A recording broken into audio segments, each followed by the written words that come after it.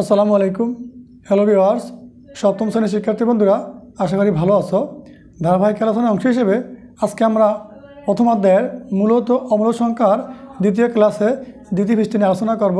শুরুতে আমরা দেখো পূর্ণবর্গ সংখ্যা কী এগুলো একটু বুঝে নেই। নিচের সারণীটি লক্ষ্য করি। বর্গের বাহুর দৈর্ঘ্য মিটারে দেওয়া আছে আর বর্গের ক্ষেত্রফল দেওয়া আছে মিটার স্কোয়ারে। বর্গের বাহুর দৈর্ঘ্য মিটার হলে ক্ষেত্রফল হবে কি মিটার স্কোয়ার। খেয়াল রাখবা, যেমন বাহুর দৈর্ঘ্য এক ধরলে বর্গের ক্ষেত্রফল কী হবে 1 গুণ 1, 1 দিয়ে 1 গুণ করলে 1 হবে, আবার 1 স্কোয়ার করলেও 1 হবে। 2 গুণ 2 গুণে 4 হবে, আবার 2 স্কোয়ার করলেও এই 4 হবে। বর্গের বাহুর দৈর্ঘ্য 3 হলে 3 গুণ 3, 3 3 আর 9, আর 3 স্কোয়ারও 9 হবে। মানে এই 3 গুণ 3 একারও 9 লেখা যায়, আবার 3 স্কোয়ার আকারও লেখা যায়। 3 স্কোয়ারও 9 হবে, 3 গুণ 3 করলেও 9 হবে। ঠিক আছে। বাহুর দৈর্ঘ্য 5 মিটার হলে ক্ষেত্রফল কত হইব 5 গুণ 5, 5 5 25, আর 5 স্কোয়ার করলেও 25। বাহুর দৈর্ঘ্য 7 হলে আর বর্গের ক্ষেত্রফল কি 7 গুণ 7, 7 7 49 বর্গমিটার। তারপরে এই 7 স্কোয়ার করলেও 49 বর্গমিটারে আসবে। এখন বলছে বর্গের বাহুর দৈর্ঘ্য যদি এ মিটার হয় তাহলে ক্ষেত্রফল কী হইব এ গুণ এতে গুণ করলে এ স্কোয়ার, গুণবেলায় এর পাওয়ার 1 আছে আর এর পাওয়ার 1 আছে। এই যেমন এর 7 পাওয়ার 1, 7 পাওয়ার 1 যোগ করলে কিন্তু 2 হয়, তো 7 7 49 হয়। তদ্রূপ এর পাওয়ার 1 এর পাওয়ার 1 গুণবেলায় পাওয়ার যোগ হবে, তাহলে এ গুণ কত হবে এ স্কোয়ার। আশা করি তোমরা বুঝতে পারছো। 1 4 9 25 49 সংখ্যাগুলোর বৈশিষ্ট্য হলো যে এগুলিকে অন্য কোনো পূর্ণসংখ্যার বর্গ হিসেবে প্রকাশ করা যায়। 1 4 9 25 49 সংখ্যাগুলো পূর্ণবর্গ সংখ্যা। খুবই গুরুত্বপূর্ণ এই সেন্টেন্সটা, তোমরা অবশ্যই এটা নোট করে মুখস্থ করে রাখবে। ঠিক আছে। তারপরে দেখো আরও আমরা নিচে যে বাকি আলোচনাগুলো আছে পর্যায়ক্রমে এগুলো এখন স্টেপ স্টেপ দেখে নেব। এখানে বলা আছে যে পূর্ণবর্গ সংখ্যার বর্গমূল একটি স্বাভাবিক সংখ্যা। খুবই গুরুত্বপূর্ণ সেন্টেন্স, এটা তোমরা মুখস্থ করে রাখবা যে পূর্ণবর্গ সংখ্যার বর্গমূল একটি স্বাভাবিক সংখ্যা। খুবই গুরুত্বপূর্ণ। ঠিক আছে। যেমন এই যে 21 বর্গ 21 স্কোয়ার কত আছে 21 মানে 21 গুণ করে আসবে 441। এটা কি পূর্ণবর্গ সংখ্যা। ঠিক আছে। আবার এই 441 বর্গমূল 21 একটি স্বাভাবিক সংখ্যা, যেটা খেয়াল রাখবা। মনে করো এই যে আছে কি 21 বর্গ, তাহলে কি রাখবা 21 স্কোয়ার আছে কত 441। এটা কিন্তু একটা এই যে পূর্ণবর্গ সংখ্যা। ঠিক আছে। আবার এই 441 বর্গমূল খেয়াল করো, বর্গমূল মানে কি রুট এই 441। ঠিক আছে। রুট দিবা, এবারে 21 স্কোয়ার দিবা, 21 স্কোয়ার 441, এই স্কোয়ার রুটে কাটা গেলে 21 আসবে। ঠিক আছে। দেখো 21 বর্গ 441, আমার 441 বর্গমূল মানে কি রুট করলে কত আসে 21 আসে। আশা করি বিষয়টা তোমরা বুঝতে পারছো। পরে কি বলছে দেখো, সাধারণভাবে একটি স্বাভাবিক সংখ্যা m-কে যদি অন্য একটি স্বাভাবিক সংখ্যা n এর বর্গ n স্কয়ার আকারে প্রকাশ করা যায় তবে m বর্গ সংখ্যা। m সংখ্যাগুলোকে পূর্ণবর্গ সংখ্যা বলা হয়।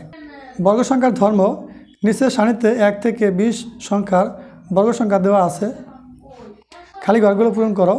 দেখো এই সংখ্যা 1 বর্গ করলে 1 হবে, 2 বর্গ করলে 4 হবে, মানে 2 স্কয়ারে 4, এই 3 বর্গ করলে 9 হবে, 4 বর্গ করলে কত হবে 4 বর্গ করলে 4 স্কয়ারে কত হবে এই যে হবে 16, 5 বর্গ করলে 25, তারপরে এই 6 বর্গ করলে 36, 7 বর্গ করলে কত হবে 7 7 49, 8 বর্গ করলে 8 8 64, 9 বর্গ করলে 9 9 81, 10 বর্গ করলে কত 10 10 100, তারপরে এই যে 11 বর্গ করলে 121, 12 বর্গ করলে কত আসবে 12 স্কয়ারে 100, 12 12 144, 13 বর্গ করলে 13 13 169, 14 বর্গ করলে 14 14 196, 15 বর্গ করলে 15 15 225।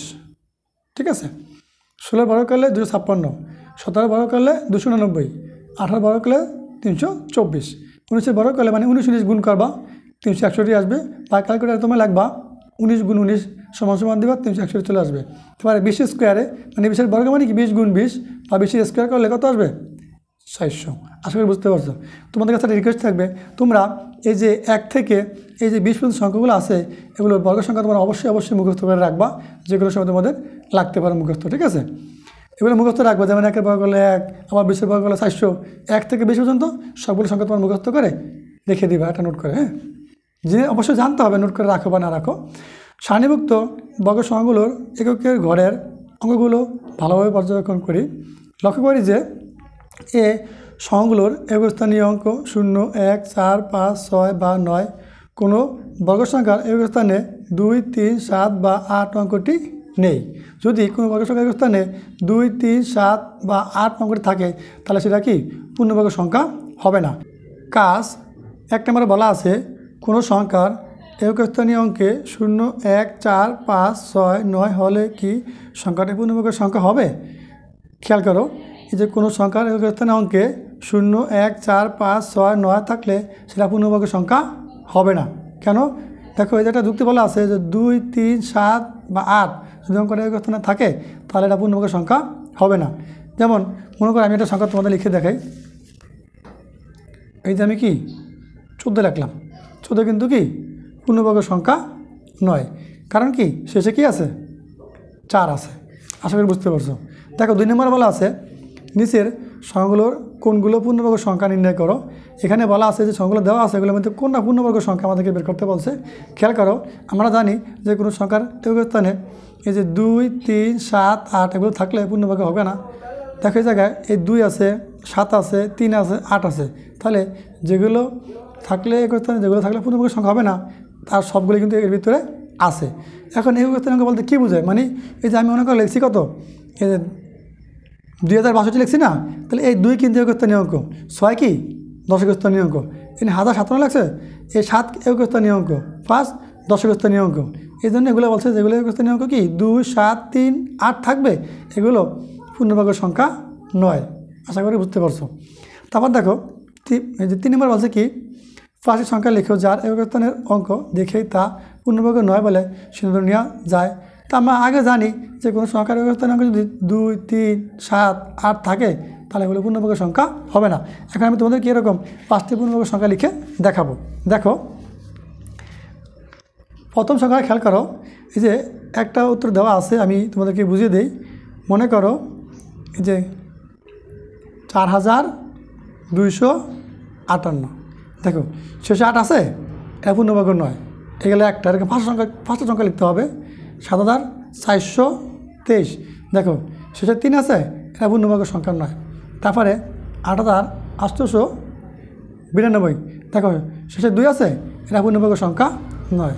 আবার একটা দেখো 9547, দেখো শেষে আমার 7 আছে, এটা পূর্ণবর্গ সংখ্যা নয়। 8 লিখবো 8888, শেষে 8 আছে, এটা পূর্ণবর্গ সংখ্যা নয়। এই যে 5 সংখ্যা লিখলাম, 5টা পূর্ণবর্গ সংখ্যা, পূর্ণবর্গ নয় এই 5 সংখ্যা, এই 5টা লিখে দিলে তোমাদের উত্তরটা হয়ে যাবে। ঠিক আছে, তুমি পরিবর্তন করে আরও অন্য লিখতে পারো। আশা করি তোমাদের কাছে আজকের ক্লাসটা ভালো লাগছে। যদি ভালো লাগে থাকে তাহলে ভিডিওটা লাইক করবে, সুন্দর কমেন্ট করে আমাদের চ্যানেলটা সাবস্ক্রাইব করে সাথে থাকবে। আমার পর্যায়ক্রমে তোমাদের জন্য এরকম নতুন নতুন ভিডিও নিয়ে চলে আসবো। সে ভালো থাকো, সুস্থ থাকো আর আমাদের সাথে থাকো। আল্লাহ হাফেজ।